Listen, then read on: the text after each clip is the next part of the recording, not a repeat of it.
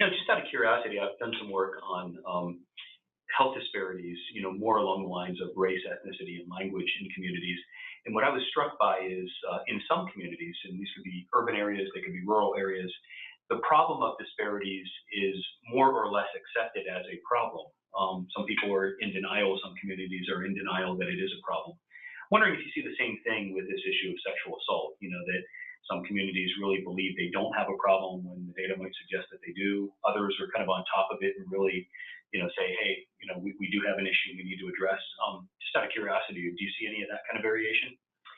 I do. I think that people recognize that it exists in their community. But I think if we build things and say that there are hospitals ready to respond, we may really have an impact on how many more people say, oh, my hospital has services for me. So now I've experienced something and I'm going to be more comfortable coming forward.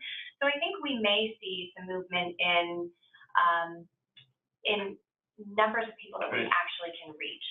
But there are disparities around that. If people say we just don't have the trained staff, we'll do the next best thing, and that's all that these hospitals potentially can mount as a response. So I think it's our duty on a larger level, and potentially at the state level, to say everyone should be able to come in and have really high quality care, whether you go to an academic medical center or you are in the most rural setting, that you should still have access to an expert.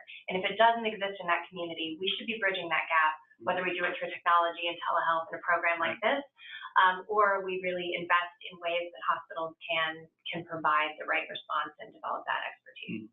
Yeah, no, that's the point you made is a good one, because we often see in healthcare interventions that the rates of what we're addressing go up after we sort of put in place an intervention, because people are more comfortable, they're more knowledgeable, and are willing to seek treatment. So that creates a little bit of a challenge, right, from an evaluation perspective, is to not assume that because rates go up that something didn't work. Right. So very interesting. We could talk about the research aspect of this for a long period of time.